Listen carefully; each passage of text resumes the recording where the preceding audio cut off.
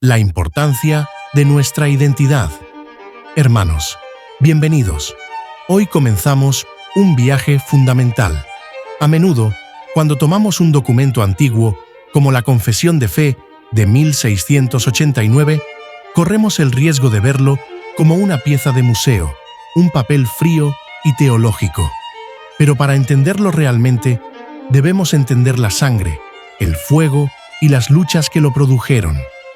El objetivo de esta clase no es solo llenar sus cabezas de fechas, sino responder a la pregunta: ¿quiénes somos y de dónde venimos?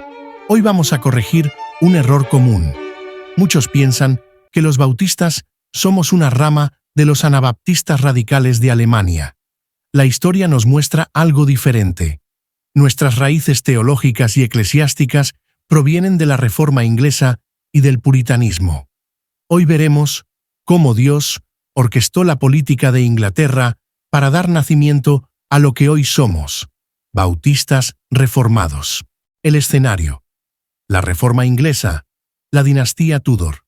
Para entender el nacimiento de los bautistas, debemos mirar el suelo donde esa semilla fue plantada, la Inglaterra del siglo XVI. La relación entre la Iglesia y el Estado era indivisible. Veamos la sucesión de reyes que preparó el camino. 1. Enrique VIII, el rompimiento político. Todo comienza con Enrique VIII. Él no era un reformador de corazón. De hecho, el Papa lo llamó defensor de la fe por atacar a Lutero. Sin embargo, por razones políticas y dinásticas, su deseo de divorciarse de Catalina de Aragón para tener un heredero varón rompe con Roma en 1534 mediante el Acta de Supremacía. El cambio: el rey se vuelve la cabeza de la Iglesia de Inglaterra.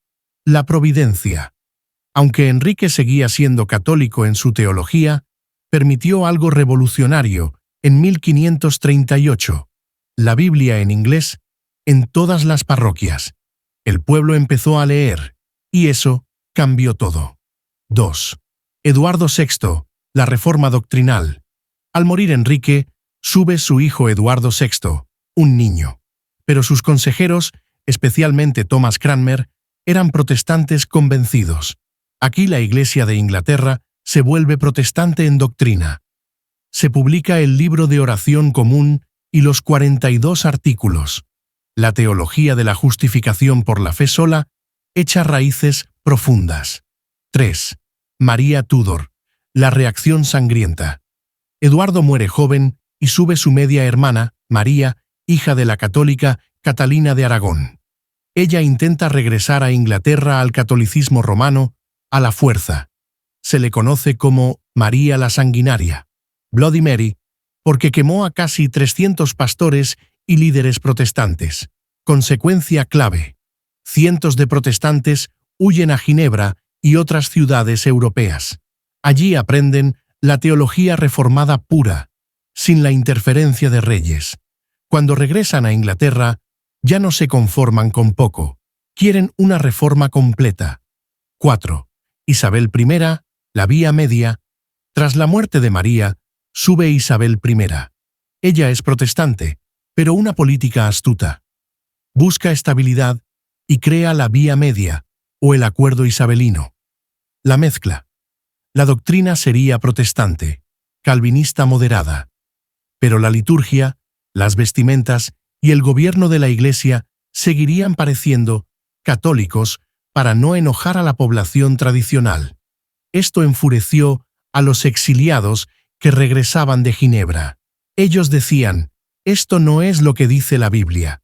A estos inconformes, que querían purificar la Iglesia de los residuos romanos, se les llamó despectivamente puritanos. El nacimiento de los bautistas particulares.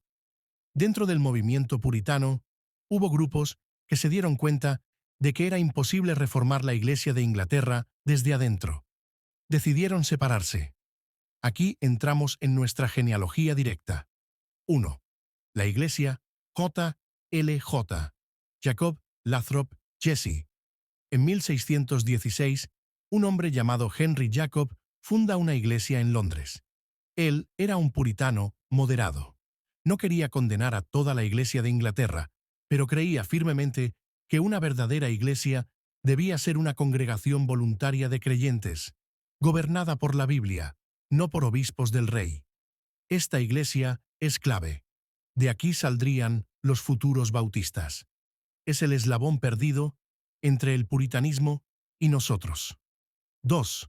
La separación de 1638. El origen. Con el tiempo, miembros de esta congregación empezaron a cuestionar algo más fundamental: el bautismo. Si la Iglesia es solo para creyentes, ¿por qué bautizamos bebés? En 1638, un grupo liderado por John Spilsbury se separa amistosamente. Llegan a la convicción de que el bautismo de infantes no tiene base bíblica. Punto crítico. Esta congregación de Spilsbury es considerada la primera iglesia bautista particular. ¿Por qué particular? Porque eran calvinistas, creían en la redención particular. Cristo murió por los elegidos, a diferencia de los bautistas generales, arminianos, que ya existían y venían de otra línea. La Confesión de 1644. Defensa contra la acusación de anabautismo. Imaginen la situación en 1640. Hay guerra civil en Inglaterra. El Parlamento puritano está ganando poder. Los bautistas son un grupo nuevo y pequeño, y sus enemigos tienen un arma poderosa para atacarlos: la historia de Münster. El fantasma de Münster. En 1534, un siglo antes, un grupo de anabautistas radicales tomó la ciudad de Münster en Alemania. Fue un desastre. Impusieron el comunismo, la poligamia y decían recibir revelaciones directas. Fueron masacrados. En Inglaterra, cuando alguien oía bautista, pensaba en Münster. Decían: estos bautistas ingleses son iguales. Hoy piden bautismo de adultos. Mañana pedirán poligamia y revolución. La primera confesión de Londres de 1644. Para defenderse de estas calumnias, 7 congregaciones bautistas de Londres se unen y publican la Confesión de Fe de 1644. En la portada escribieron: Confesión de Fe de iglesias comúnmente, pero falsamente llamadas anabautistas. La estrategia fue copiar gran parte del contenido de libros puritanos ortodoxos y separatistas, como la médula de la teología de William Ames. El mensaje era decirle al Parlamento y al pueblo: miren, somos teológicamente ortodoxos. Creemos en la Trinidad, en la divinidad de Cristo, en la justificación, igual que ustedes, los reformados. Solo diferimos en el gobierno de la Iglesia y en el sujeto del bautismo. Esta confesión fue brillante.